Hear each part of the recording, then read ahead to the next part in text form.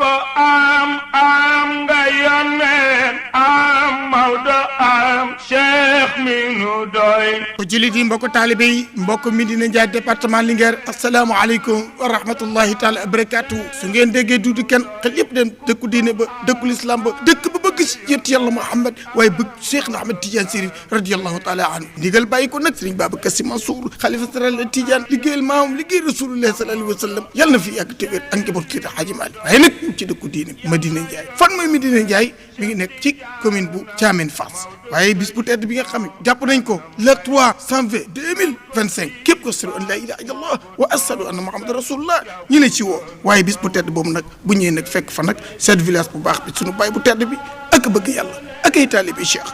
muy sunu baay Modou Seck Ndiaye ànd koog nag imam bu maando bi ki bëgg yàlla rasulullah sallallahu alayhi wa sallam taalibe Cheikh waaye kooku mooy kan Serigne Ibrahima Ndiaye waaye seen jigéenu bopp di seen xarit di seen soppe soxna Mati Ndiaye soññi mboolem jigéen ñi nekk ci réew mi bitim réew mi ak fu waay mënte nekk rawatina nag waa Médina Ndiaye waa Linguère waa Daara ak mboolem tund wi ba ci njabootu maam Kour Sané ñam ndax dëkk boobu tabarakallah ku ko tudd sam xel dem nag maam Kour Sané ànd ko nag ki nga xam mooy seen doom seen xarit seen soppe ku leen bëgg kooku mooy Moussa Ndiaye mooy maire bu Thiamène Fass xëyee daan jàng alquran karim wax ko yàlla subhanahu wa taala waxtaan ci diine waxtaan ci l'islam suñu demee nag ba midi ñu xat mu berneel seen i gan 4 heures nu del si ci penc ma def cérémonie officielle ba yàlla ak rasulullah diine l'islam ak mag ñu baax ñu fa nekkoon fàttali leen démb ak tey tabarakallahu waaye nag bu ñu demee nag ba cérémonie bi jeex ku koy jàng Mbaye Ndiaye bu Mbadiar Doudou Kane ak leen a bëgg Doudou Kane ak leen a fonk Doudou Kane ak leen sopp kon nag Doudou Kane moo fas kenn jàngi Médina Ndiaye nga xam ne nag ñu ngi ci commune bu Thiamène Fass département bu Linguère képp ko suru an la ilaha illallah wa ashhadu anna muhammadan rasulullah ñu ngi la ci woo képp ku fa dem yàlla na yàlla fas say aajo saayir ak baatin kañ la Mbaye Ndiaye bu Mbadiar ajjum le 3 janvier 2025 ci Médina Ndiaye commune Thiamène Fass kenn ñu jottali communiqué bi mooy Oustaz Cheikh Ndiaye bu Daara. am na xam-xam